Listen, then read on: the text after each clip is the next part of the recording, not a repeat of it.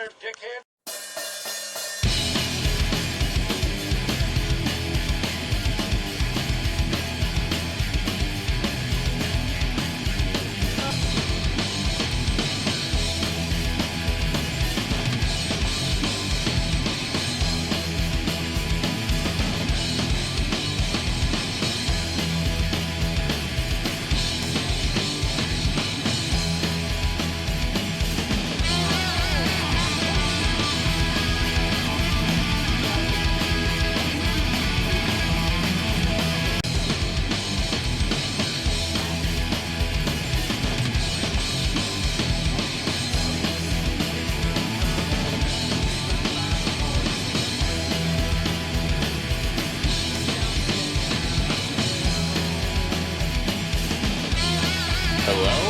Welcome to the show where apparently if you dress as a demon, God will punish you. Welcome to the Grumpy Old Man Wrestling Podcast here on RGC Multimedia. Rick Crabb, and joined as always by the cult of multiple personalities, CF punk-ass Chris Billito. Hello! Alright. Well, we had a few things go on in the world of wrestling since our last taping, I should say. We can start with AEW. What happened with... Yeah, let's start with that first, right here. Start what happened with Rampage and Dynamite. Dynamite, which was the damn near most perfect wrestling show you could possibly put on Earth right now. And the fact that they did it in was...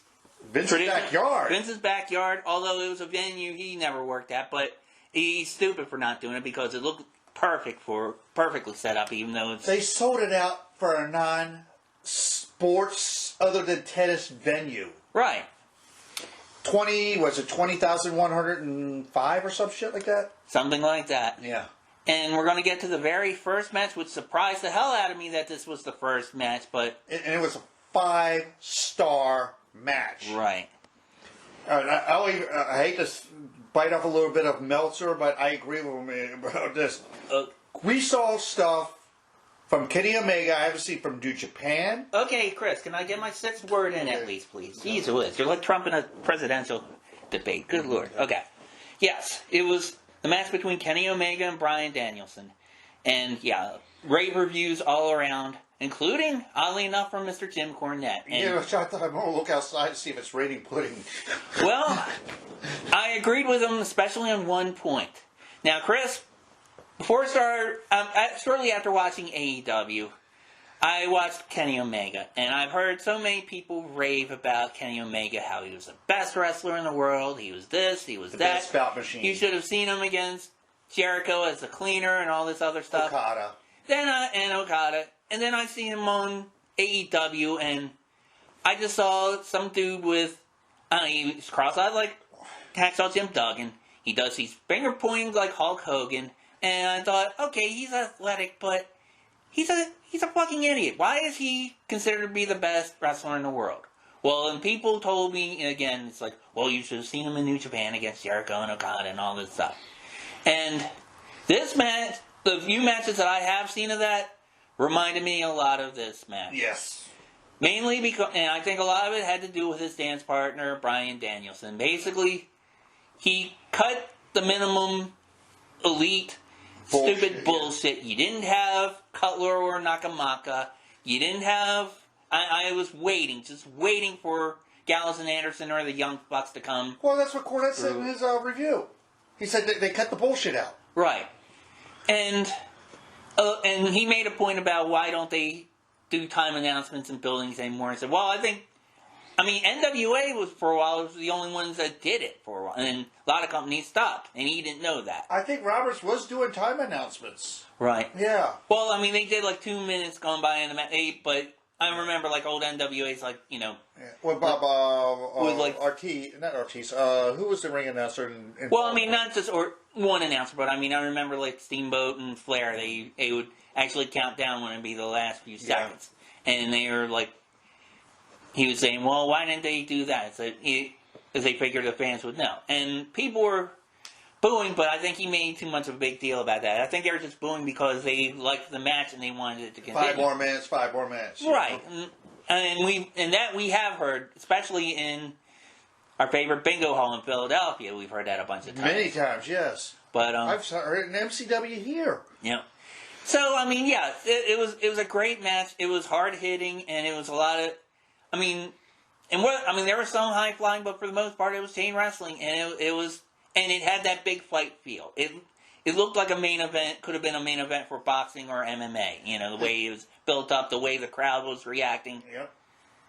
The one thing that I saw from, I'm still trying not to say Dana Bryan, because I'm so programmed for it. You can say what you want. You can, you know. Bryan Danielson is a move I haven't seen him use since the Ring of Honor days was the cat mutilation.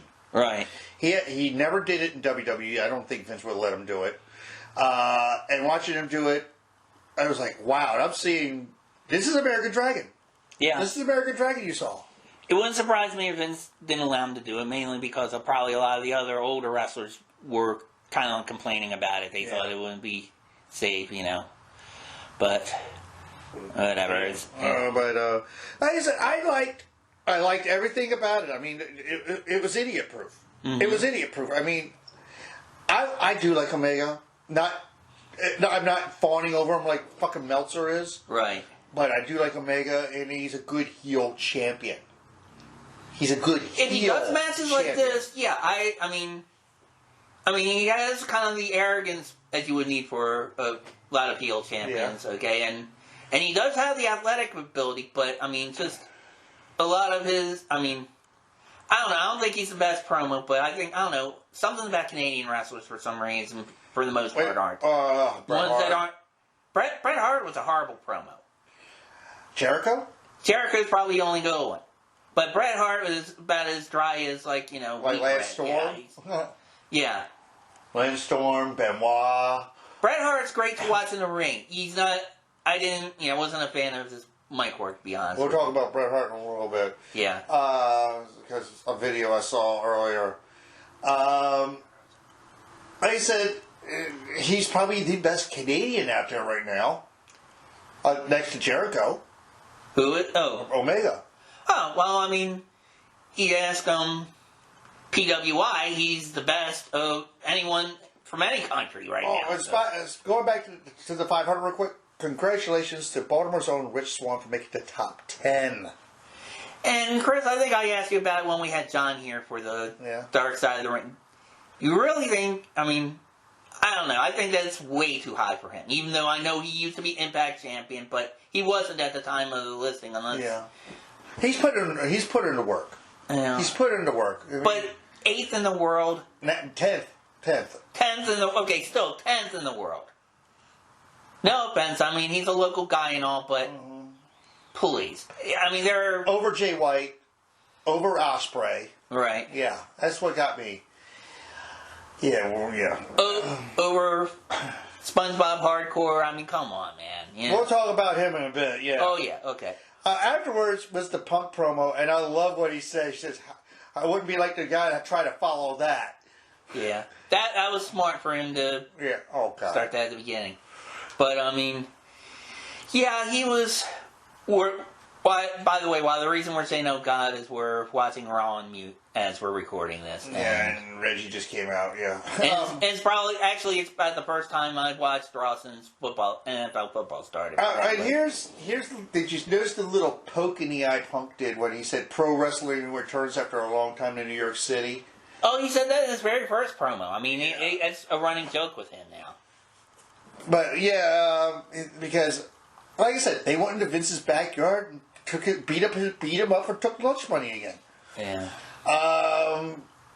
What'd you think of the Punk promo? I mean, it was a Punk promo. It was basically, it was a standard wrestling promo. And it's like, you dumped me, I'm going to kick your ass. He basically said he's going to put, he said? He's going to put Hobbs to sleep. Yeah. Great burping into the mic, Chris. Good job. Sorry about that. And of course, as most people may or may not know, Rampage and Dynamite were taped the same night. Yes, in the same building, yeah. Dynamite was shown live, but Rampage was taped. Broadcast on Friday after SmackDown. Which we'll get to that in a little bit. Right. The next was the Pillman MJF match. It was okay. It was an okay match. Yeah, but I mean, I don't know. They're trying to push Pillman to be a main eventer. Except that he's getting jobbed. But, Yeah. That's to get sympathy. Yeah. And, okay, I'm going to lump myself into going from the grumpy old man to dirty old man, even though... what's her name? Julia Hart. Down boy. I know. Down boy. And I know, I mean, the age gap between me and her is older than she is, so, I ain't even gonna go there. But it was, like I said, it was there. It's MJF being a heel and being over as a heel, and he's still the best heel in the business right now, any company. And you're still starting to see a slowly building face turn of Wardlow. I hope so. Yeah, I mean, you're seeing it. I mean, they're just building it like... when was the a few weeks back? He said, right after the pay-per-view, so like you were up like you were against Jericho. Yeah, and then go stand in the corner and be pretty. Yeah. And at first he was just like standing in ignoring letting Pillmanize MJF, but somebody call Elmer Fudd. Yeah. But the next thing was the Jericho Hager segment, which they did a promo about Rampage. Yeah. And didn't he call Lambert a piece of shit? When aren't they calling anybody a piece of shit on this show? I mean, they're starting to wear that word out. Well, you can use it on television. Okay, but yeah. But I mean, it's starting to get tiresome. It's like, he said shit. He said shit. Yeah. Come on. Next bet was Black versus Cody, which was surprising me. I thought it was going to be the Cody revenge match. I think, it wouldn't surprise me if they changed it at the last minute to be that way. But here's the thing. What I loved about it, and I've heard people be surprised about how many people were cheering for Black. Apparently, they hadn't seen the previous matches between Black and Cody because people were cheering for Black then and booing Cody at that moment. We're just are we going to see a heel turn from Cody eventually? I think so. In fact, Excalibur even noted something where Aleister Black with that mist that he used, supposedly that was he was coughing up the evil or corruption from within or something stupid, and supposedly the Black Mist is going to make Cody into a bad guy. Is it going to be like nobody's in the ring the same after being in a ring with Bray Wyatt? That's what it reminded me of. Yeah. Spooky bullshit. Spooky bullshit. Well, but I mean, But Black looked like $1 million, and actually I saw something earlier today, the day that we're recording. I saw that he actually won a tag team championship over the weekend. At PWG, yes, with Brody King. And isn't Brody King in Ring of Honor? Sounds familiar. I think he's in Ring of Honor, yeah. But congratulations to him. Great. Let's finish this real quick because I got other stuff. Sting and Darby versus FTR. What'd you think of it? Okay. I mean, they're protecting Sting, and I mean, he did a crossbody for a 62-year-old man off the top rope. Okay, yeah. I mean, FTR, they're great, and they basically made Sting look like $1 million. Super Sting, yeah. So, but it was what it was. So you see Sting hit his finisher, you see Darby hit his finisher. Mm-hmm. And by the way, folks, by the time, I mean, it'll probably still be current when this show does air, but we're seeing a scroll on Raw right now where if you subscribe to YouTube TV and you're trying to cut the cord, they are cutting basically all NBC-owned, Universal-owned channels. Possibility right now. USA, but they're telling people, to write to YouTube TV to not do that. Mr. Renee Young. I mean, what was that? Renee Michelle. Yeah, okay. But, yeah, I mean, that was good to see, I was expecting more between Sting and Tully Blanchard. I thought they were going to get it. Yeah, well, we'll get to that in a little bit, too, because who was supposed to come in is not going to happen because of Dark Side of the Ring. Right. Next was the women's title match, which I was kind of disappointed with. I know Britt Baker's very super over, but I thought they would give Ruby the title because of the way they were building her up. Too soon? Yeah. I mean, I'm hoping this is building a program. Maybe they get another rematch or whatever, but I'm hoping eventually that Britt will give the belt to Thunder Rosa. That's what I'm I think they're building towards. I'm hoping they're building towards. We'll talk about that in the Rampage, about that promo, with the three-way promo we saw about that. Right, okay. You want to skip over to the Rampage, or you... Yeah, let's do that. Let's skip over SmackDown notes. Yeah, we'll talk about that in a little bit. Then we go to the same Punk and Hobbs, which it looked pretty good. He made Hobbs look great. Right. He made Hobbs look great. Hobbs looked like $1 million. He looked like a feared monster. And, okay, I credit Punk, giving younger talent a rub or whatever. Personally, I think he should have him with more evenly matched. He shouldn't have him go up against a Haas already. Yeah. And cue the Benny Hill music. The 24/7 championships are going after everybody in the ring. So whatever. We sort of see two flippity-floppy guys all over the damn place. Yeah. It looks like it's going to tear into a tag match. Right. The next match, as much as you hate these guys, the Super Click against Cage and Jurassic Express. Yeah. Did you read the Bucks pile on Twitter? What are they saying now? Give us the Trios title. Yeah. They're going to make a Trios title from what I'm hearing. They're coming Sure, if they go away, yeah. Give them the Trios title, give them the... I don't know. I agree with... I'll take some belts from NWA and give it to them, whatever it takes, man. And I agree with one of my favorite British wrestling site. Basically say, keep the Bucks away from the tag titles and give the Luchas a chance to breathe. Yeah. Which, we'll get to that in a little bit too, because I saw... Who would you like to see the Luchas against? I'll tell you who I vote. You go first. Oh, Santana Ortiz.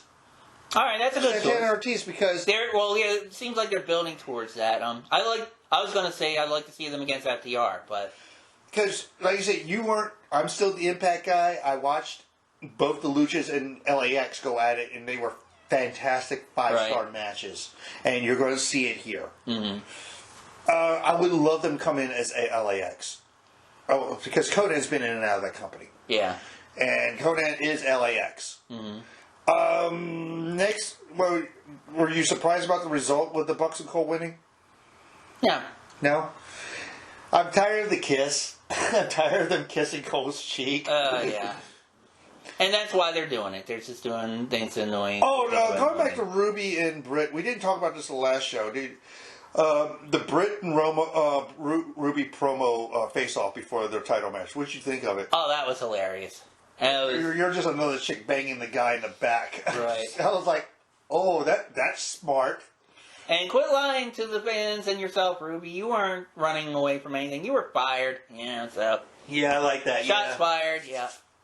They were shooting each other, and they got the green light to do that. Yeah. Speaking of firing.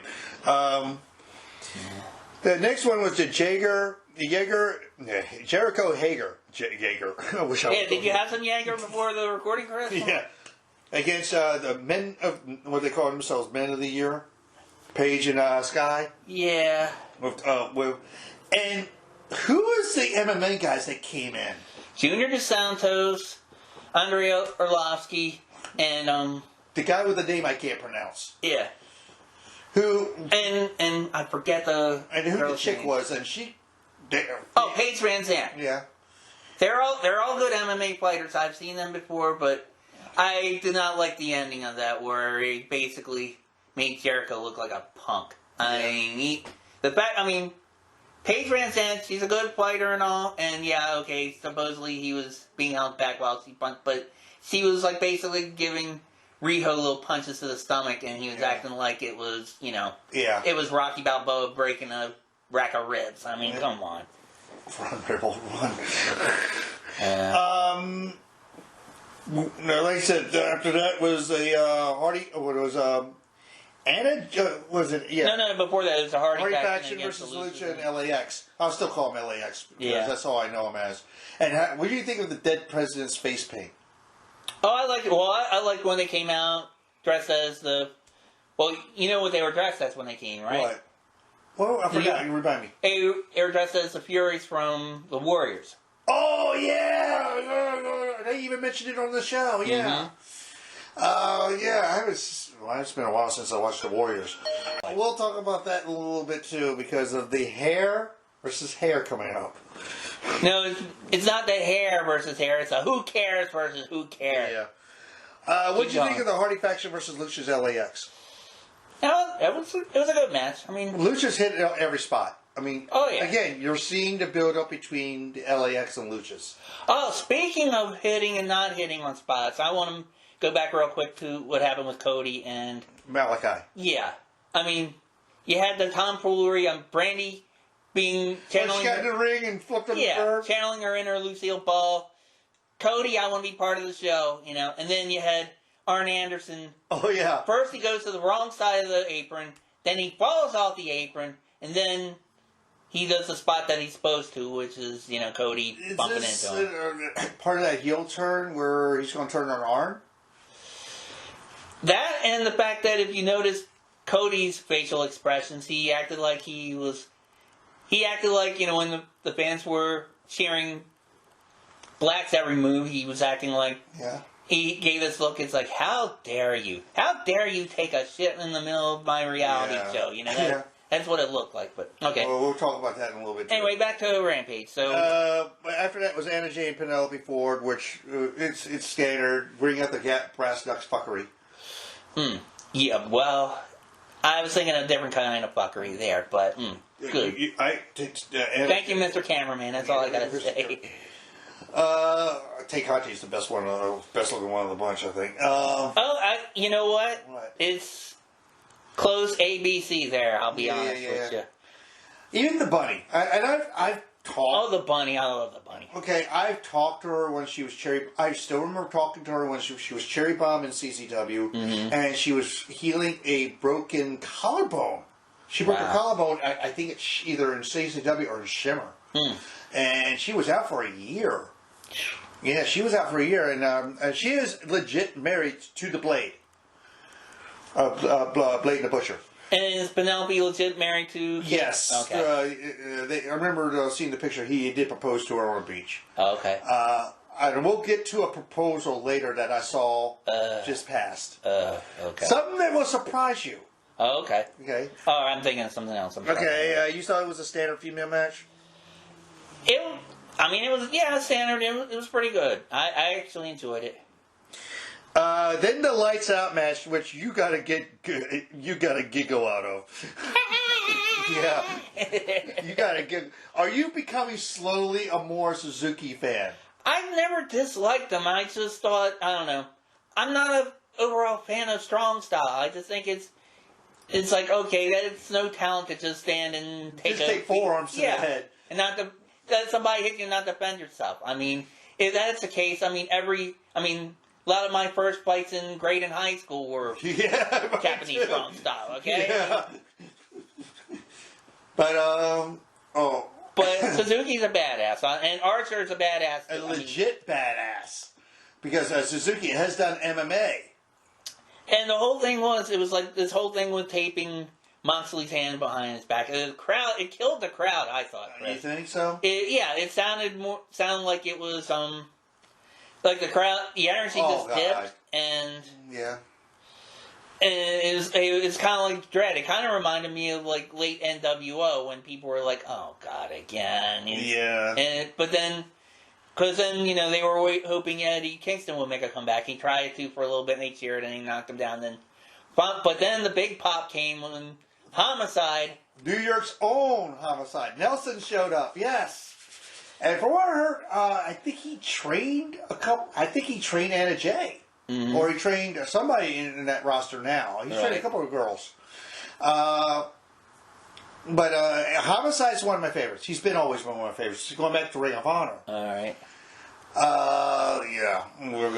We're seeing the debut of the Bearcat. The Bearcat. Jesus Christ. Yeah. Yeah, did you hear Cornette's review on that one? Oh, Lord. Well, yeah. Yeah, I agree with them. It's either one thing or the other. They're either punishing him, or even worse, Vince is actually taking a liking to him and letting his senility go wild. Yeah, but you thought the Lights Out match was your standard hardcore garbage wrestling match? Yeah, it was pretty cool to see, and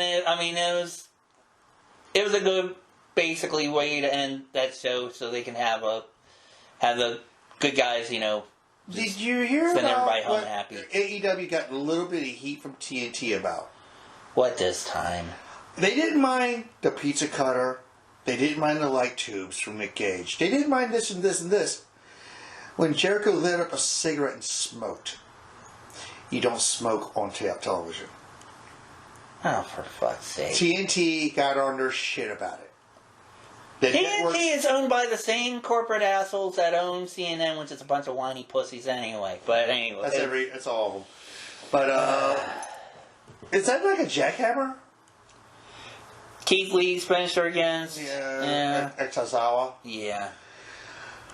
But, like I said, overall, after watching all 3 WWE programs the same week, I think they beat up Vince for lunch money. You think? That's putting it mildly, especially... I think it shook them upside down for change. Except I don't even think it's lunch money. It's not school lunch money. It might be like senior center lunch money. I think they broke into his house and robbed the whole goddamn thing. Yeah. And Vince is booking like, somebody put the wrong medication in his pudding. But, oh, my God. Oh, Jesus Christ. And we're going to get to Extreme Rules. Yeah, you want to do that next just to get that foul taste out of your mouth? Oh, my God. And it's a shame because there were some good matches out of that. Yeah, except for the fucked up finishes. Well, Liv Morgan Carmella was a pleasant surprise. It was a pleasant surprise, and watching Liv go over, I like that. I mean, granted, she's not the best worker in the world, but she's getting better. I'd like to help her, but anyway. Yeah, so would I. The next one, that was on the pre-show. Yes. That was on the YouTube show. They fucked up on the lighting on that. Next was New Day versus... This is the curtain jerker. AJ, Almost, and Lashley? A curtain jerker. Against New Day. Yeah. All 3 members of New Day. I didn't get it. I didn't get it because you got a WWE champion in that mix, and you got Lashley in that mix. Well, it should be further up on the card. I can see that argument. I won't disagree with it. I think the reason they did that, though, is we have seen them do this before with WrestleMania. So if you remember when Brock lost the belt to Seth Rollins, they made that the first match. Yeah. Part of it was because Brock wanted to go home and get out of there. But yeah. I think they just wanted to start everything running on a good note. And yeah. That led to that promo that Bobby Lashley did afterwards, calling him a chicken shit. Right. That is like... They're letting Bobby Lashley and MVP get away with a little bit of language factor. Mainly because their all petite competition is kicking their ass, and they're like saying, okay, what are they doing that's getting themselves? Okay, they can say shit. We'll say shit, too. That's good shit, pal. Yeah, exactly. Next is the SmackDown Tag Team title match with Usos versus Street Profits. They worked over... Well, we have to talk about the SmackDown beforehand, where Roman took on Montez, and after the whole thing with the chairs with the ribs. Right. And apparently, we'll talk about SmackDown after this. We don't have to. We can just talk about this. Well, apparently Roman and the Usos attacked after the match. Montez Ford just worked over the ribs with a steel chair. Montez had rib tape on to sell the injury. They were working on the whole middle body in the entire match on Montez. And there was a point where he almost fingertips away tagging Dawkins. Right. It was a good match. Usos win. No, the bloodline's the bloodline. Yeah, I mean, it wasn't a bad match. It was a classic storyline, selling the rib injury and all that. And it was a good match. It was all right. Yeah, it was a good match. Next was Charlotte. After the Lashley promo was Charlotte Flair versus Alexa, which, again, when you're in your hometown, they don't put you over. Not in this company, they don't. Not in this company, because wasn't it? Whenever Jim Ross is in Oklahoma, they make him look like shit. Yeah, they won that matches. Yeah, they had one where Austin beat him up. They had another where he was made to join the Kiss My Ass Club and all that. Yeah, it's in Oklahoma City. Yeah, but Charlotte winning. LOL. Well, I mean, it's not a big surprise, but figured they would have at least made Alexa Bliss a little strong, not have her a woman in her 30s crying because her opponent tore her doll up. Are you? Well, did you hear about what the capsule? So apparently she had a capsule she was supposed to. Oh, okay, yeah. Black liquid. Yeah. And it looked like she was foaming at the mouth. Yeah, they screwed. They screwed the pooch on that one. And she was there crying. Alexa looked strong in this. There was no spooky bullshit in this. I think they're trying to wean her off the spooky bullshit. And well, remember the promo, the Raw before? What was it? The Alexa's Playground. The Raw before this was the ripping, the wooing, and talking about originality and all that. Mm-hmm, that was a shoot on each other. Right. Yep. Pretty much. Kind of like the Britt Baker Ruby thing. Yeah. Again, Vince doesn't watch the competition. No, not at all. Oh, maybe he doesn't, but I'm sure Nick Khan, Bucky Beaver, and and John Laryngitis do. I'm sure. And Pritchard. Yeah. All the yes men. Apparently, from what I heard, Nick Khan was at SmackDown Friday night, the previous Friday night. Okay. He's been showing up more and more at the shows. All right. After that was the three-way, which I thought was pretty good. It was Hardy, Sheamus, and Priest for the U.S. title, which Priest retained the title. I thought it was good. Hardy put it in his spots, Sheamus put it in his spots, and Priest won with a roll-up. Okay, yeah, but I mean, that ending, okay, that wasn't bad, but I don't know. I thought they could have protected Sheamus a little better in the fact that, he had Sheamus pinning, basically getting a finisher on Hardy, and then Priest doing the most devastating move in all the professional, sports entertainment. The roll-up, yeah. Right. But I thought it was good. The match of the night for me was the next night, a match until the ending, was Becky and Bianca. Right. Which I thought one of the things they didn't say it on air, but it was a DQ. They didn't say it on air. I know. That was ridiculous. Yeah, but you can't say disqualification. You can't say DQ, but they didn't say disqualification. That's so stupid. With the return of Sasha Banks. And apparently, from my feed kept on cutting in and out during this. Apparently, Sasha attacked both Becky and Bianca. She did. Yes, trying to set up a three-way, which could be Saudi Arabia. Who knows? God, I hope not. Because the next pay-per-view... I hope not, for the sake of every single wrestler who is still in that company, not that they don't have to go over there. Well, the thing is, they'll have to cover up every inch of their body in bodysuits and wear T-shirts. Because it's Saudi Arabia. That's the least of their problems going in that place. Yeah, and hold them hostage, yeah. But I thought it was a decent match until the fucked up ending. I thought it was Bianca's a workhorse, Becky's a workhorse. But the fucked up ending in that match made this match look like Flair versus Steamboat. Oh my god! Oh my god! It was a good match until the ending with the lights, the heartbeat, everything. I was like, Jesus fucking Christ! Oh god, Vince, no wonder AEW's beating you up right now. Well, that part wasn't too bad until what happened with the ring rope. Whether that was purposely or not. And if it was purposely, why didn't it happen during the rest of the previous match? It was like, what was that ECW show we went to the night the ring ropes broken? And the main event was Sabu and RVD. Remember that? Yeah. And that could happen at any time. Why did it happen to do it during the main event, during that particular time? Why? You want to explain this one from what we've been hearing? Well, there have been a few other YouTubers joking about it, basically saying that because Finn Balor was a demon, God turned heel and helped Roman Reigns with this. This is not the first time they did this. Remember when Vince feuded with Shawn? Right. And Vince went to the church and basically mocked God. Right. I'm an atheist, but I respect boundaries. I don't cross lines. Yeah, it's a line you don't cross. You're an atheist? Good. That means I won't have to get you anything for Christmas this year. Thank you. All right. But, they already got the cage hat set up. Yeah. Go fig. Is that next? Wow. They're just doing a little tease with the cage above, Yeah, who cares? They'll probably save it till the last 20 minutes and had like 2 or 3 commercials. What was it?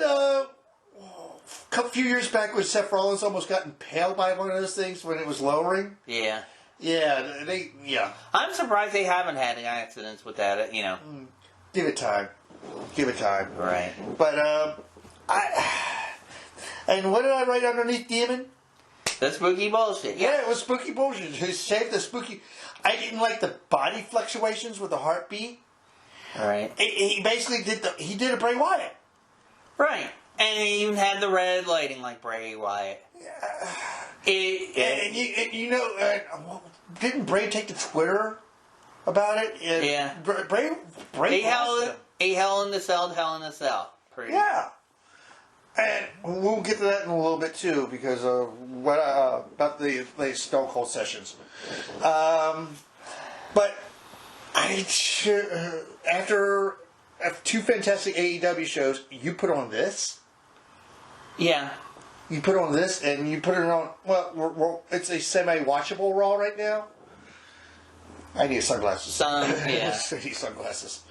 But it's. And it looks like he has a. Yeah, it looks like Sheamus has a different mask. He's going to the same place that Damian Priest gets his. Yeah. He looks like a Marvel villain now. yeah, or probably, or either there or maybe borrowed one of Nikki Cross's masks now. But hey. Well, remember when Cody Rhodes wore the mask? Yeah. When he was dashing Cody Rhodes, and he had a. Cody is such a comic book nerd because you see. Remember when he was Stardust? We saw the Mr. Sinister stuff. Yeah. Before that, we can almost say it was Dr. Doom like with the mask. Right. With this one, we're seeing Homelander with the outfits from The Boys. I want to get to Impact real quick. Of course you do. And the main event for Bound for Glory has been set. Do you know about Option C with the X Division title? Don't know, don't care. If you have the X Division title, you used to be able to cash it in at Destination X to get a world title shot. Okay.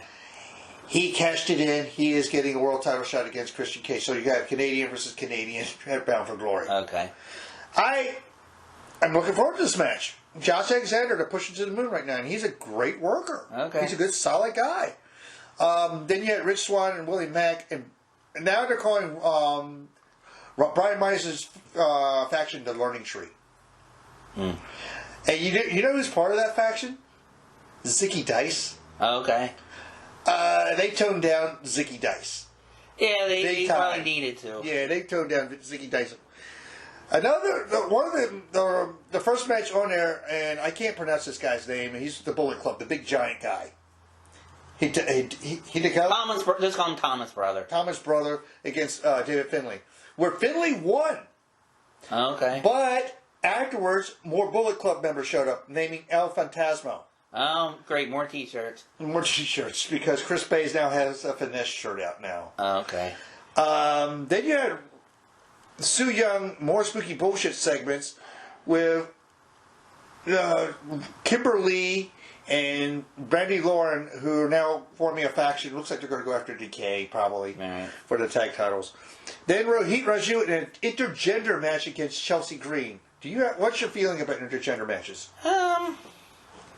It depends. I'm not against them like a lot of more traditional wrestling fans or wrestlers. Or Jim Cornette. It depends who it is. I mean... Well, Lita did intergender matches in the 90s during the Attitude Era. I mean, China versus Jericho, I would think that China would have kind of like an advantage on him on those. The size and strength. But I mean, like you had Tessa against Callahan. That's stupid. We'll get to Callahan in a second too, because there's so. Why? Callahan broke his ankle at the TV tapings. He is out for the rest of the year. Okay. He had surgery done on his leg. Then we had Swan and Mack versus Myers and one of their students in VSK. VSK is really good. I think he's from Demor's school. And remember, they hire a lot of guys from Border City Wrestling, which is Demor's company. Good match. Then we had a Swingers Palace segment, which he basically said he's going to go to Scott Demore and say, "Don't go to Vegas because you're cutting into my action for Bound for Glory." Bound for Glory is going to be at Sam's Town in Vegas Okay. It's going to be a special start time. It's not going to be a traditional 8 o'clock start time on a Saturday night. It's going to be at 10 o'clock at night. Which, if you go by the time frame, it's going to be 8 o'clock Vegas time. Which is going to be live, and they're going to do a bunch of TV tapings from Sam's Town. I thought they were, wait a minute, 8 o'clock?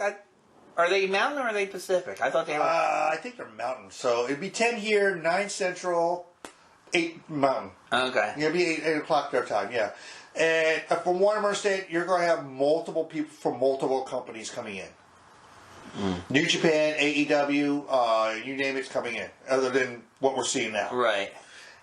Again, I think the bridge between everything is Impact. You think so? Because you're seeing NWA there. They have a working agreement with NWA, and you have AEW guys like Christian and New Japan. And New Japan. It's probably, yeah. That's the bridge? Do you think the more is the bridge? Bridge or maybe toll gate or stepping stone. I don't even think they're big enough to be a bridge. Right? Because they are making a play for Bray Wyatt. Right. They can play all they want. And from what I'm hearing, a Monster Among Men is coming soon. Well, good for them. Then we had a Mickie James segment, which looks like for Bound for Glory, we're going to have Mickie James versus Deanna Purrazzo. Yeah. They've been building towards that. And I'm a Mickie. I love Deanna. Deanna's a good worker. I like both of those ladies. Yeah, that would be a good. Deanna's a good. You watched NWA. Yeah. What did you think of Deanna's work rate? I think she's pretty good. She's a good heel, and And she's only in her mid-20s. She's like MJF. Yeah. It's hard to believe she used to go with Marty Scurll. Well, I wouldn't blame Mr. Scurll. Yeah. Scurll. Then we had the main event of Ace Austin versus Josh Alexander. What do I have written underneath that? Oh, yeah. Fallen Angel returns. We saw Christopher Daniels. And they played his old... Not Christopher Daniels, not the Fallen Angel. Daniels. Remember he was just called one name? Okay. Daniels. I could see him going after the world title, or could you see him going after the X Division title? Either one. I mean... He can still go at 50 years old. Yeah. He's 50. Right. And he still could go. I mean, even though he's cut down with the tag matches with Kazarian. He still can't... even though he can't tag with Kazarian in AEW, Kazarian's been showing up on Impact. Can he tag up there? I mean, that's the stipulation in AEW. What I would like to see him do if he comes back to AEW is join the Elite and feud with Kazarian. Yeah. Well, it looks like he's staying with Impact for a while. And chasing off Austin and Fulton. Because why? Does he like Nashville? I mean, I don't know. Remember, they tape in bulk, and he has a day job. I think he works at Universal down SeaWorld down there as one part of the exhibits.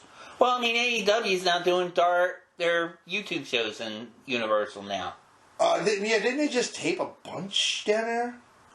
Yeah, I think so. Yeah, and it's like the old where WCW used to film. Mm-hmm. But like I said, it was a good, solid show, and this gives up to what I've been reading about for the Impact streaming special upcoming up. That's easy for me to say. We're going to get an all-female Impact show. They have done this before, even before Evolution, even before Empower. I think they broke the mold when it came to all-female shows. All right. They're going to have, and I have the card on my phone. Hold on a second. I'll draw it. Of course you do. And like I said, it looks like it's pretty good. A lot of matches are in flux right now. They don't know what they're going to be doing. Oh shit! With what certain matches, they're going to have a single eliminate from top to bottom. This is what the card is as of right now. They're going to have a knockouts number one contendership. Competitors to be determined. From what Gail Kim said, there's going to be four girls from inside the company, 4 girls from outside the company. So you think Thunder Rosa? Yeah, it'll probably be Thunder Rosa. Probably be several women from Mission Pro. Mission Pro, NWA. You'll probably see Genocide. You'll probably see who else from NWA could come in. Who's the girls there? Oh, what's her name? Kylie Frost. Kylie Frost. Ray will come back. What's her name? Lady Frost. Lady Frost. Yeah. Kylie Ray will come back. Yeah. You don't think she will? No, she won't. No, she left on bad terms there. Then we have a Knockouts tag team match, which right now it's Decay versus the Influence, which is the former Emma, Tino Dashwood, and Madison Rain, or Jordan Grace and Rachel Ellering. Which one would you rather see? Say them again. The Influence or Grace and Ellering versus Decay, or would you like to see a three-way? Grace and Ellering. They are former champs. Yeah. This is the one I like, and I can't wait to see who they're going. There's no competitors for this right now. The Daphne Memorial Monsters Ball match. We all know about Monsters Ball. Oh, that's no DQ in this. It basically is an overglorified hardcore match, wasn't it? Yeah. Yeah, that Raven came up. Yeah. With. This one, read that out loud. Peraza versus mystery opponent. Who do you think? Oh, this is speculation, not predictions. Oh, Mickey. Mickey? No, they're going to hold that off until Bound for Glory. Or do you think they're going to pull the trigger on that? Mickey's color commentator. She can still do a thing where she comes off out of the booth or whatever. From what I heard, Mercedes, and one of the competitors for their tournament right now is former NXT talent Mercedes Martinez, which I'm glad she's found some place to work. Okay, yeah, that would be a good match. I don't know. I mean, and you were asking about other girls you think could come. I mean, it's like AEW. And from AEW, they had Red Velvet. They had Layla Hurst. I could like to see Layla there. Yeah, I'd like to see Camille there. Camille's already got a title. Well, I mean, she could defend it there or something, or they could make her like a belt collector. Peraza was trying to do that. Peraza's got the Reinas de Lorenas title in AAA, and she's got. There's a picture of her standing next to Omega, just comparing the belts to each other. Say, who's the real belt collector now? I could see Peraza going and doing the Kenny Omega route, wouldn't you? Yeah. Would you consider her a better worker than Kenny? Well, I don't know. Apples and oranges? Probably. I mean, Kenny's athletic. I mean, both of them are. Yeah. I think she's a better heel. He's not believable as a heel. I mean, he's one of those cool heels like the NWO. No, he's not even that. It's like he tries to be like an arrogant Ric Flair type asshole type heel, but it's not believable. It's like, I don't know. I don't know if wrestling were real, and I don't think I'd be intimidated by him. I'd be laughing at his ass until, his young buddies come and start. The Harley Boys. The Harley Boys. The Harley Boys. Yeah. Batter up. Yeah. But I'm looking forward to this streaming special. They're going to have an all-female announce team with Veda Scott, who didn't she do the female tournament in AEW? And also, she was on Ring of Honor a few times too. I remember. She was mainly a manager there, from. Well, she did announcing as well, and she was also like a backstage interviewer. I think. And I think Veda would be a good announcer. And the play-by-play, she's going to be doing play-by-play, and Mickey James is going to do color. Yeah. What interesting is who's going to be the ring announcer? Mrs. Brian Cage, Melissa Santos. Oh, interesting. Yeah. After, well, we won't go. I heard. Didn't Chrissy Hemme work somewhere recently? Yeah, Chrissy Hemme is back. From where they just did a bunch of tapings, and she is back. That woman has 5 kids. God bless her. Yeah. God bless her. I don't know. I probably would have given her 6 or 7, but anyway. No. Damn. Yeah. I'm looking forward to it's called the Knockouts Knockdown. It's better.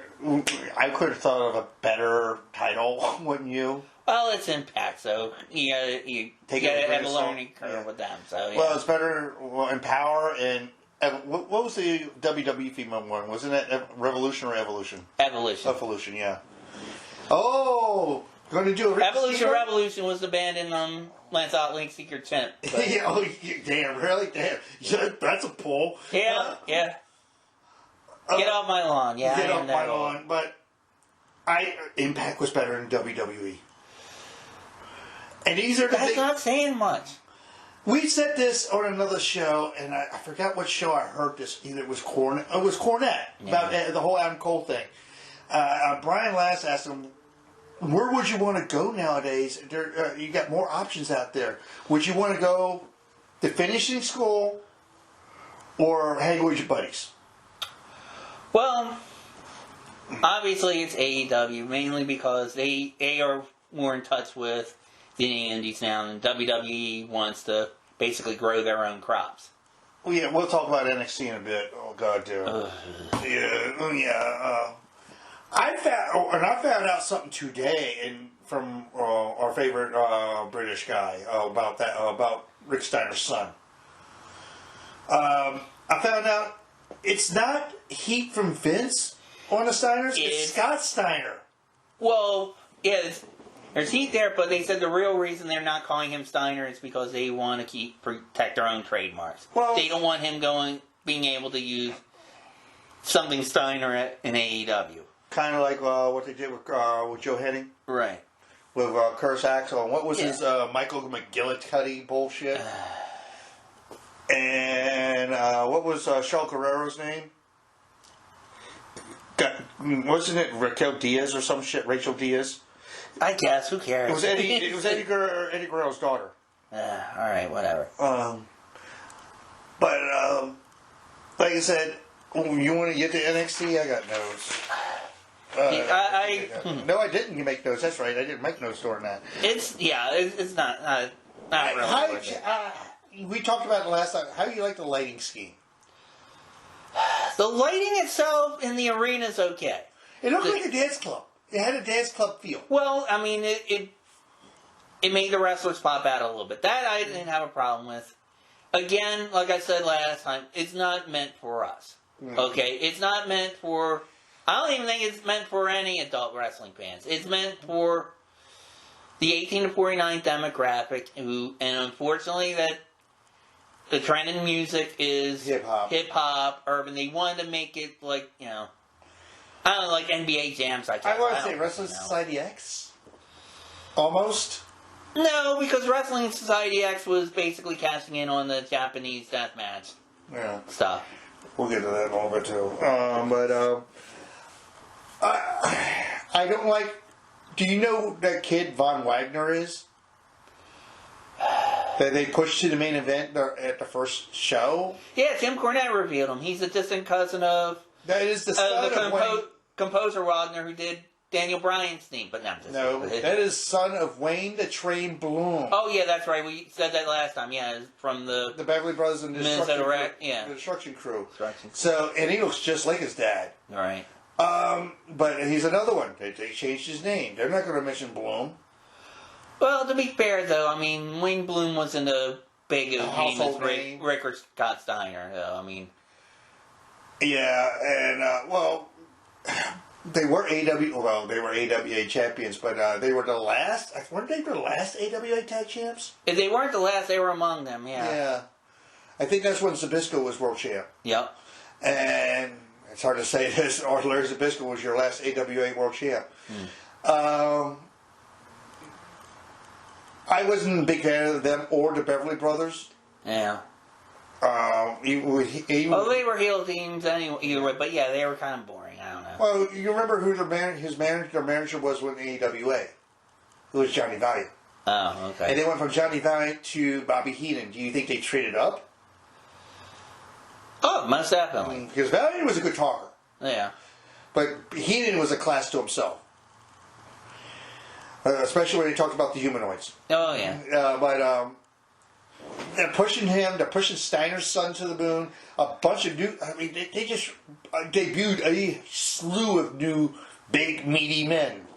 Who, if one understand, that Vince was at the Performance Center once. All right. It's Laurinaitis and Pritchard doing the call. Oh, this is what we think Vince likes. They didn't even talk to Vince about this. And they were going to make Gargano the top heel. And what was the credo? No one over 30, no midgets. Yeah. Gargano's over 30. He's going to be a father soon. Oh, Vince probably forgot he said that anyway. Yeah. Well, what was it? Cornette also said he's up there in age and forgetting shit. Yeah. Again, he needs to give it to Hunter. Even though Hunter just had heart surgery. Hunter might not want it. If Hunter had enough money, if you were Hunter, you have enough money, would you start another promotion? He has a great brain for the business. That's a big if, especially if you'd be going against your father-in-law, though. That's the thing. And when Daddy-in-law disappears and goes bye-bye in the coffin, who's going to take it over? Nick Khan, Brent Laurinaitis, Kevin Dunn. And they won't know what to do because they only know how to book the police Vince. Yeah. Wait a minute, Vince is gone? We don't know what to do? What the fuck are we supposed to do? I guess they're going to open a drawer somewhere in a mausoleum and ask Resurrect the dead. Yeah, the announcer. Where's Papa Shango when you need him? The announcer will still be hearing Vince in the headset from the gorilla position and be like, "You can't say that. Don't change those words." No. God damn it, why'd they say that? This is good shit. Yeah. I don't get this shit at all. But like I said, good Impact, good. Something I want to talk about that a show you're going to. Alex Shelley's no longer a part of Impact. His Impact contract collapsed, and he is now all MLW. They announced that last week, and I didn't get a chance to tell you about it off the air. But yeah. Did you think he was the better of the Machine Guns?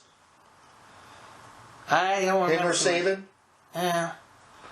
I don't know, it's hard to say. I mean, I remember Alex Shelley more from the local cards and MCW. Ring of Honor and all that. Yeah, yeah, I mean, he's a good addition. Sure, why not? Yeah. SmackDown upcoming, I'm not looking. Are we going to get a face-to-face? They're showing a commercial for SmackDown, which as of this taping is before the draft episode in our hometown of Baltimore. It is the draft episode in our hometown of Baltimore. Right. Yeah. Adam Cole did the podcast go around, and from what I'm hearing, he just did Talk Is Jericho. Mm-hmm. I can't wait to hear this. Right. Because you don't really imagine what Jericho.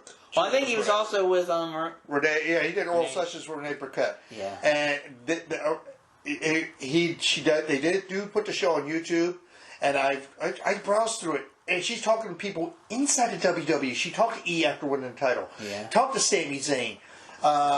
She just did one where she talked to Ruby Soho. Yeah. And what Ruby Soho said, what kind of struck me odd is like Sarah Logan and Sarah Rowe is growing on both her and Liv, and they both bought farms. And they're now farm people. And Ruby Soho, you wouldn't be surprised to be a farm person, you know? Right. And, well, she's an equestrian, too, so, wow. From what I'm hearing, Bray is going to be doing a podcast soon. Probably be on Talk Is Jericho. Or with Renee. Or Renee. Who else is out there? Conan? Keep Your 100 with Conan? There's a lot of them. There's a lot of them. Ryback has a podcast that nobody listens to.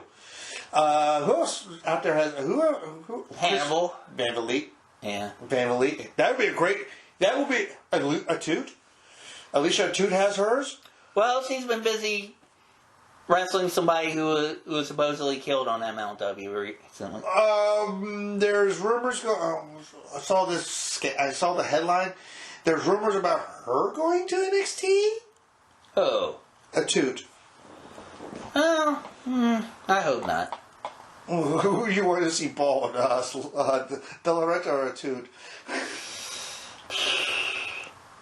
Who do I want to see? What? Bald. Wasn't it supposed to be a hair versus hair match? Oh, Well, I wouldn't mind seeing either one of them shaved, but... but anyway. Not that way. Yeah. Oh, man. That's my answer there. Yeah. And Seth Rollins just... this is after the pay-per-view. I didn't get a chance to watch it yet. Did Stone Cold Sessions with Steve Austin. Yeah. Broken Skull Sessions. He talks about where he wanted to strangle Vince after the 2019 Hell in a Cell. You want to talk about that? Yeah, I mean, there were plenty of people that wanted to strangle him for that. And it got to the point where he said that he couldn't even say anything to Vince. He just basically gave him a look or whatever. And he said, and who was it they said was holding him back? Oh, Oh fuck! I forgot. Somebody was holding him back in the back. Yeah. Could have been Hunter. Yeah. No, it wasn't Hunter. It was a name I hadn't heard of. But anyway. Probably one of the producers. Yeah. Holding him back, and basically, what's this? Who cares? Yeah. Heard they just shot each other a glance, and they both went their separate ways. Right. And you want to talk about what Bray said? He responded in a tweet saying, "Well, wait till you hear my reaction." He would have done worse than strangle Vince. He was very protective of that character. Yeah, very protective. Yeah, he said he also argued with Bucky Beaver and Laurinaitis about it too, and Pritchard. Is that why? Is that why you think they let him go? Because he was part of that, and they they said that was the reason why he lost about the gold turd in Saudi Arabia because he wouldn't play ball. Yeah. Like I said, if he does any podcast, I don't care if it's with Ryback, I don't care if it's Jericho, I don't care if it's Renee, I don't care if it's Conan. I'm listening to this podcast. Right. Because we're going to hear Wyndham Rotundo. We're not going to hear Bray Wyatt. We're going to hear Wyndham Rotundo.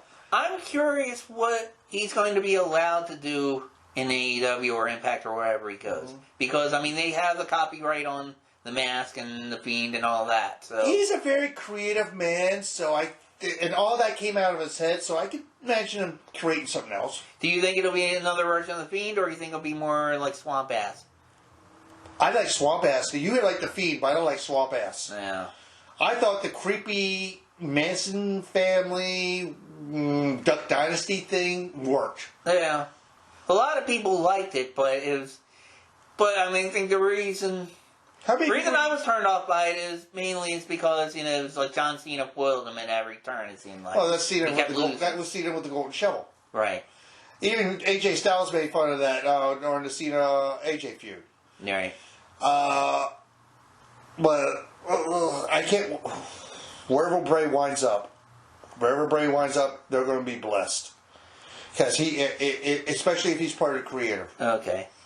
Alexa Bliss will be taking time off, apparently for a wedding.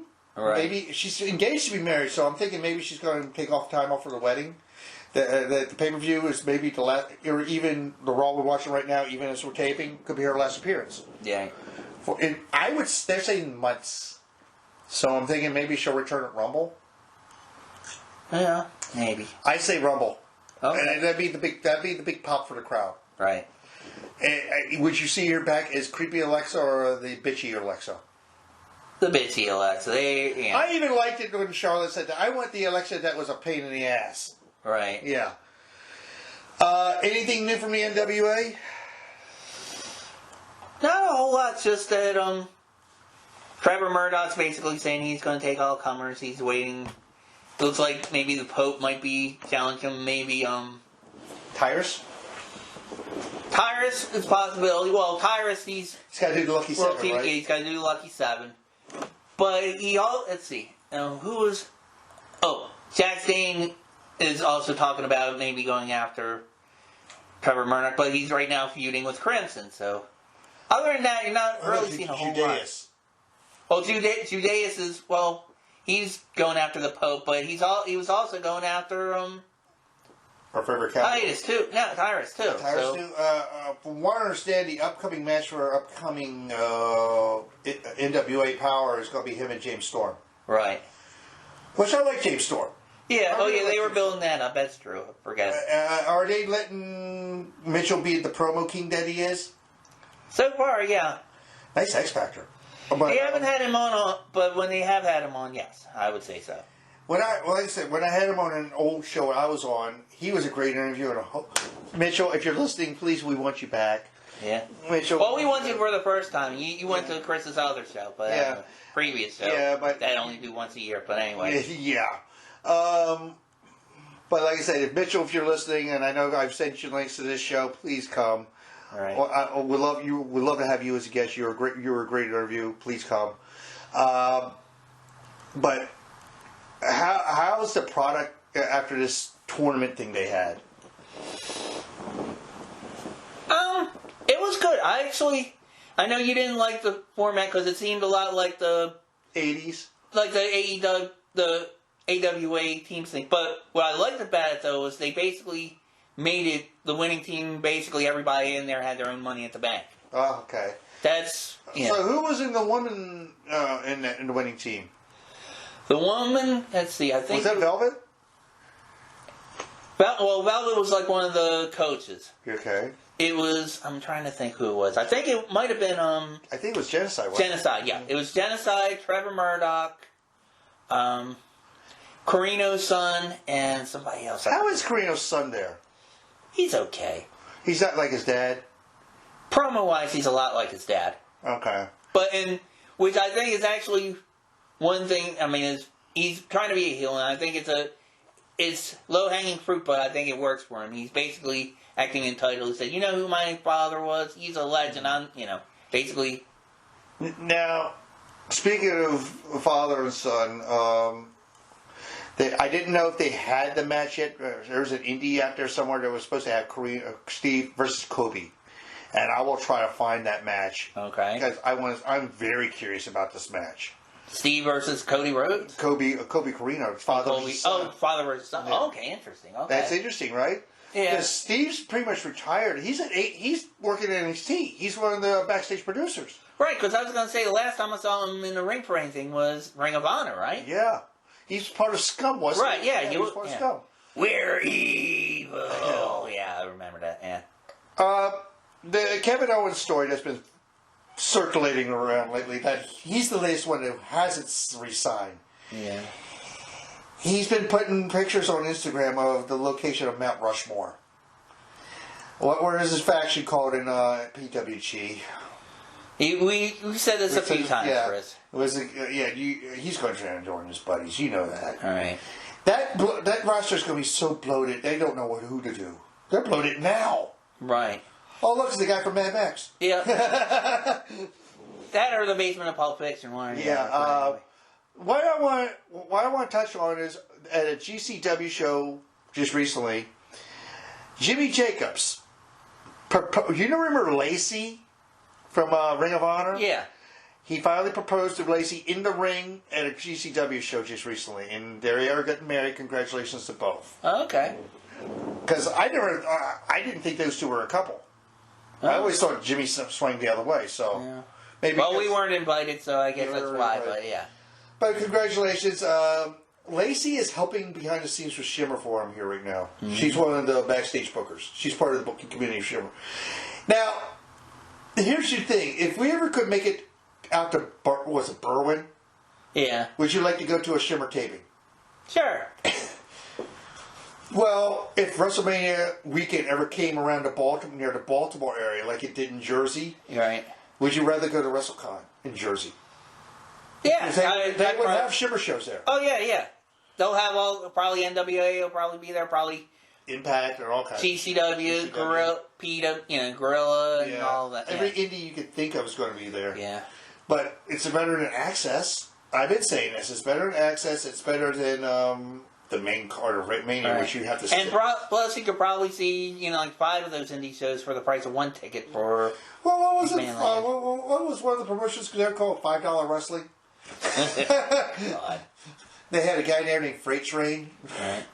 Well, speaking of independent, now, as we mentioned before, in our hometown, they are having the Raw and SmackDown draft for WWE. Yes. On SmackDown, which I will not be attending, I will be taking my wrestling money 90 miles north of there to Philadelphia for MLW. For Flightland. Yeah. Which basically, the main things that they're going to have for that is they're going to have the Opera Cup tournament, which Tom Filthy Lawler won last time.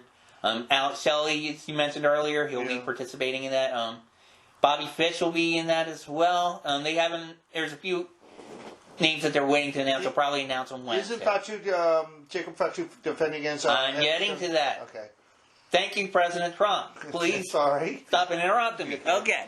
Yes. Not only are they going to have the title match between Hammerstone and Jacob Fatu, but on Vice TV they will be televising that match the following...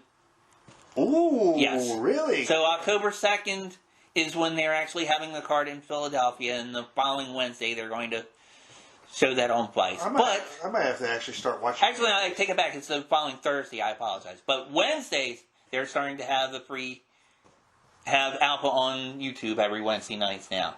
Well, Thursday nights for me Thursday or Friday is Dark Side. Okay. I watched the recent Dark Side. All right. It was about Chris Canyon. Okay. I did not have a chance, so go ahead. They're playing right from Hell Mage. You freaking go, what? Yeah. It was your typical sad ending Dark Side of the Ring, where we all know what happened to Chris Canyon. He took his own life. Mm-hmm. And because when they even mentioned when he came out.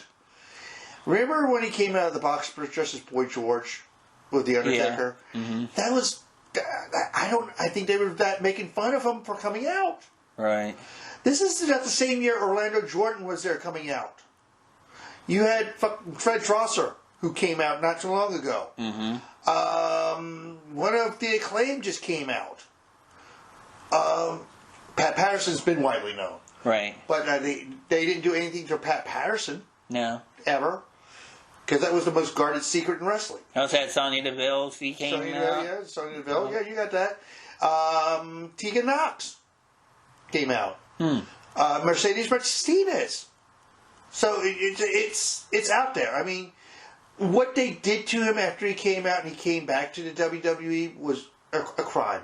Yeah. It just made me hate Vince even more, and I couldn't believe I hate Vince like I do now. Well, some of that stuff, though, in his defense, I'm wondering if he's like just so out of touch with the locker room, he just kind of like kept a blind eye to that stuff, which in itself is wrong. But I don't think he encouraged or discouraged it. He was just basically letting Pat Patterson or whoever agents were just handle all that.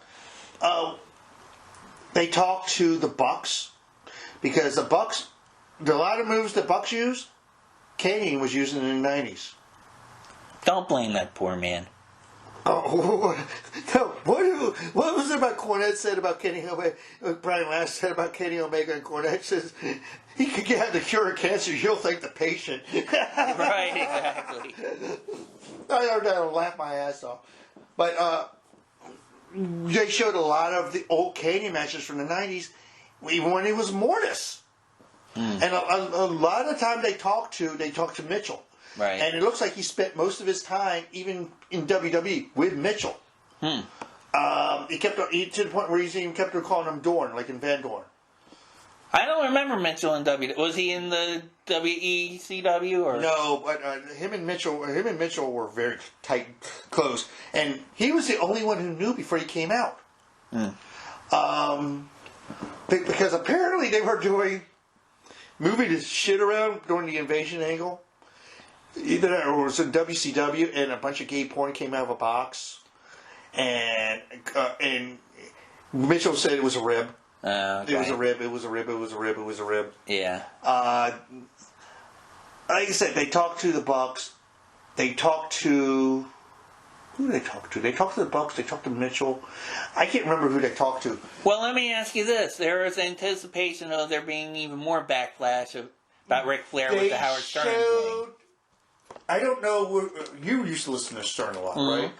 Do you remember when Kane was on there? No. Kane after he came out and he was let go, he was on Stern a lot, from what I understand. And apparently Ric Flair called the show and basically came down on him for coming out. Speaking of coming out, hello. Yeah, not bad, but it's a sad, and I can't wait for this week's episode because this week's episode is FMW. Right. And they do talk to Onita. That episode I do want to see. I want to hear what he has to say. Apparently, he sold the company to somebody else. Okay. I don't know to who, but he sold it to somebody else. So you know.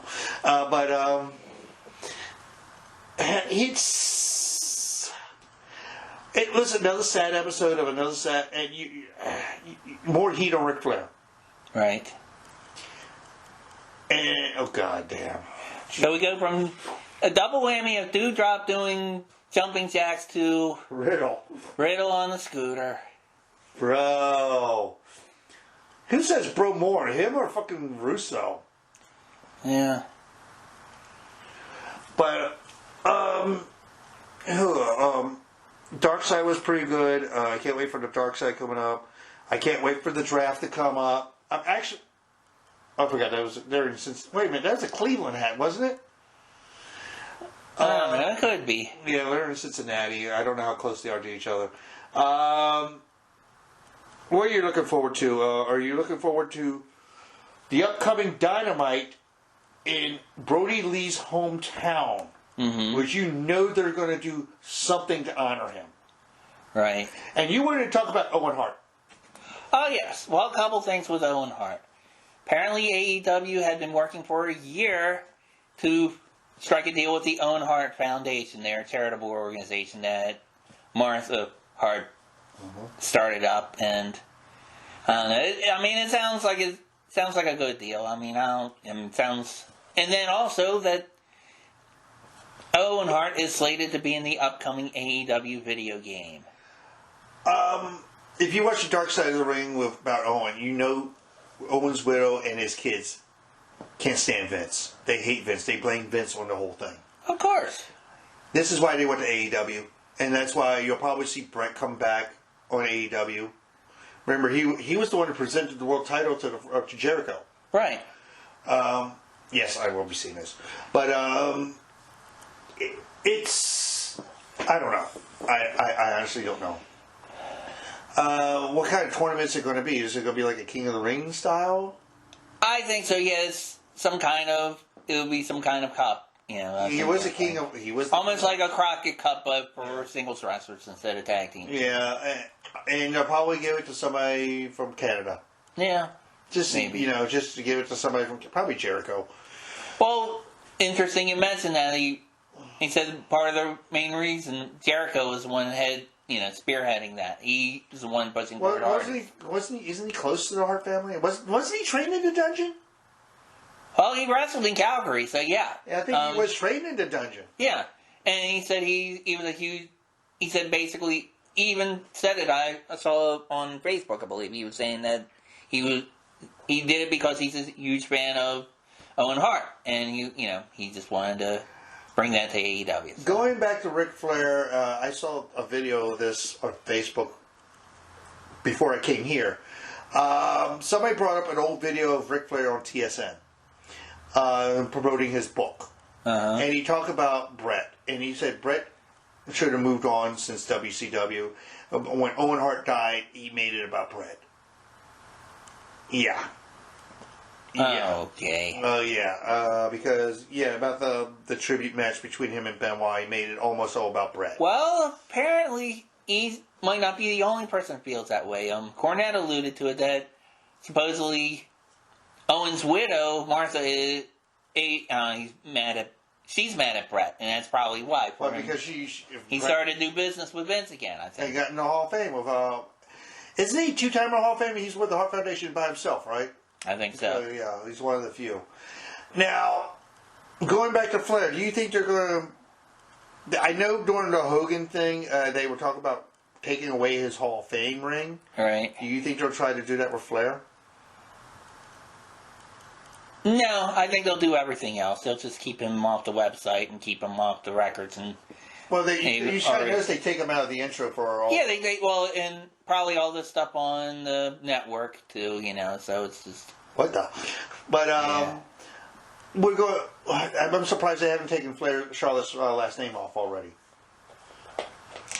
I think when she came out, it just said Charlotte on there. But so yeah, they probably will. Well, they called her Charlotte Flair at the pay-per-view. Yeah. But I'm looking forward to the upcoming Rochester Dynamite. Are they doing Rampage tapings there too? That's a good question. I don't know if they're doing the same arena or. It wouldn't surprise me. The kid's coming out. Negative One's going to be coming out. I almost guarantee it. That's not a prediction. That's a spoiler. That kid's going to be there. Because it is tight as I think Cody was with Brody. Yeah. And I think even the Dark Order will with Brody. They're going to do something for Brody. Yeah. It wouldn't surprise me. I wouldn't be surprised. Not the one name we're talking about. I wouldn't be surprised to see Eric Redbeard show up again. And I think on one thing we didn't mention, I think it was on Rampage. I think the Dark Order are getting back together, mainly because after the women's match, they kind of like came out. They kind of screaming at each other. Now, do you want to get the? Well, no, I think they were kind of kissing and made up because they were protecting the two girls. Yeah, and then Matt Hardy's flunkies were Yeah. Going to one of Matt Hardy's flunkies, Jack Evans. Poor Jack Evans. I see him bald. Yeah. Hair versus Orange Cassidy, and I know how much you don't like pockets, but I don't see him losing hair. It would be funny. It would be funny if they did, and they were able to get a deal with like Sunkist or some some orange company, and stamp his logo after they shaved his head. But I know how much you don't like pockets, and you think this is going to push Matt to the brink where we're going to see Broken Matt again? That's you're seeing little breaks here and there. I hope not. I can't stand Matt, the Broken Matt. A lot of people liked that when he did that in Impact and in WWE. It was like when him and Jeff were Broken Matt and the Obsolete Mule. Their shirts outsold everyone there. Oh. The highest peaks of ratings was throwing those total deletion matches. Shit. People buy more McDonald's hamburgers than him. Does that mean their burgers are better than? No. Then they tried it on Raw, and do you remember what Michael Kell said before that match? I'd like to apologize for what you're about to see. Yeah. And that was the highest rated portion of Raw in months. Was the Matt Hardy versus Bray Wyatt deletion match. Jeez. Where you saw basically the same shtick you saw from Impact. Are they doing the cage match now? They're just teasing it. No, they got stupid, I wish he were Silent Bob. He's more like a J. Yeah. Does that make Randy Orton Silent Bob? Yeah. Because he's in there just listening to his music. I like AJ Styles, but I'm sorry. Seeing these two, it reminds me of that Bugs Bunny commercial where he went up against Gossamer the Monster and pretended to be a hairdresser. Such an interesting monster with an interesting hairdo. With a Colossus behind him. Yeah. No, I think that is Gossamer. But, other than AEW, what are you looking for? Are you looking forward to that Impact Women's show? Well, no, you cut me off what I was saying I was looking forward to up in Philadelphia. Yeah. You had the Opera Cup. You had the title match upcoming. I mentioned that, and then there was something. I think it was the main two things, but it's. Don't they have a tag title up there? Yes, they're now called Lost Parts, which is basically the senior La Parka and his two sons, and they basically defend that belt Freebird style. Yeah, okay. And I think maybe the version of the LAX that we saw up there is going Slice to be going. Boogie and Dynamite Limelight. Yeah, and I think with Conan going up against him. Yeah. Well, what I'm looking forward to is coming up after that in Philadelphia for me and you. Because this is a bucket list item for me. Right, yeah, and we'll probably talk about that more next. Yes, in 2 weeks after that, they'll have New Japan. And you want night one is the main event, Chris Dickinson versus Suzuki. But you want to talk about night two and the main event there that I told you all. Is that the one with Ospreay and Jay White? Yes. Okay. The Tongans right now. The Tongans are part of the G1 tournament, so they're in Japan. Speaking of which, the thing I sent you yesterday, as of this taping, Zack Sabre Jr. Are you familiar with Zack Sabre Jr.'s ring work? Yes. You know he's a wizard. The boy is a submission wizard. Right. He beat Shigo Takagi in the G1. He's the point leader in A block for 3 points. And he said he beat a Japanese dragon. Now he wants an American one. Oh, he's going after Ryan Danielson. Yeah, and Brian Danielson wants to go to Japan in the worst way. He wants to. I would love to see him and Zack. Him and Zack could be a 5-star match. If you thought Kenny and him blew the roof off, yeah.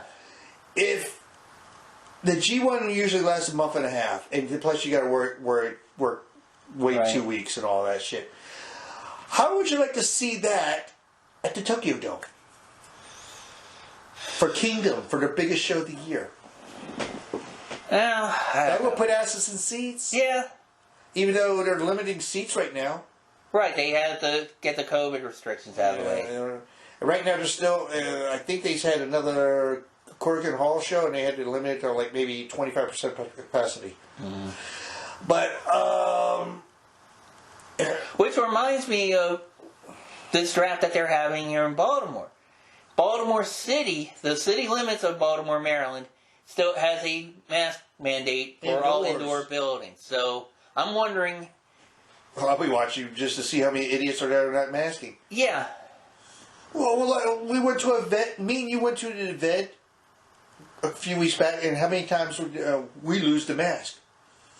And there wasn't a lot of masks afterwards. And I went to a concert at the same venue. There wasn't a lot of masks. Right. In the city. And you're going to have the anti-mask people in there. Yeah. Well, I mean, they have a little loophole whereas if you're eating or drinking out, because I've seen this. I went to drink my beer. Yeah.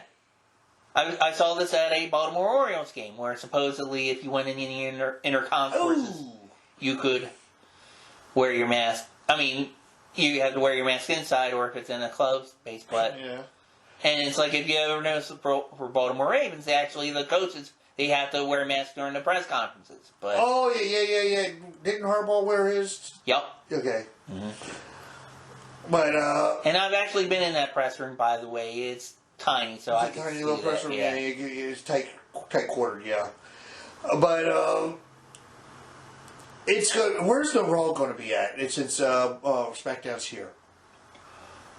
Do you know? Not sure. Probably driving distance. Well, you got a 2-day driving distance. Yeah. So because I think they're doing like house shows in, I think, Columbus, Ohio, or one of the Ohio cities before that. So I think they're in Cleveland Monday. It's possible. Yeah, that sounds probably about right. Well, if they're doing a draft, wouldn't you? This is a speculation. Yeah. A certain Cleveland boy in NXT being called up from NXT, and that's Gargano. Alright. Well, I heard they're doing the second part of the draft on the following Raw. It used to be it would be Raw as part 1, SmackDown part 2. This one... SmackDown's going to be part 1, yeah. Yes. Did you heard what the dark match is for here in Baltimore? Yeah, it's Roman versus McIntyre. Yeah, well, we're always saying that Drew's going to be drafted to SmackDown. Yeah. And the speculation, again, from some of the news sites is Lashley's going to go to SmackDown also. Right. I would like to see Lashley versus Roman, wouldn't you? That would be a good match, yeah. And seeing Drew in the title picture there. See, we might actually get our finally dream match with Lashley and Lesnar. Being on the same brand, that could be Mania right there. Mania or one of the, Abu Dhabi or Saudi Arabia shows where... I know they do one in February too, don't they? Yeah. They're doing one now. They're probably going to do another one in February. They do twice a year, don't they? Something like that. In Saudi Arabia. They pay for $500 million for 10 years, so... And... because from what I heard, the son of the leader of Saudi Arabia is a big 90s wrestling mark. That's why Taker goes there all the damn time. All right. Because they back up the Brinks truck to him. And that's why Lesnar's going to be there, because they back up the Brinks truck to him. And Goldberg. Matter of fact, if you missed it, they're going to talk to Goldberg tonight on the Raw taping, Raw as we're taping this. Ah, interesting. Because I saw some comments that Big E was saying he would like to be the one to retire Goldberg, so... I'm thinking... I don't want to see that match. I don't want to see Goldberg in anything anymore. Yeah, pretty much. Unless it's like Universal Soldier 4 or 5 or something like that. Yeah, because he's almost 60? Oh, he's a grumpy old man like us. He's in our age range. Yeah. I don't think anybody would be paying to see us fight, unless it was, unless it was like part of a Jackass movie or something. True, yeah. But what else you want to cover before we go today?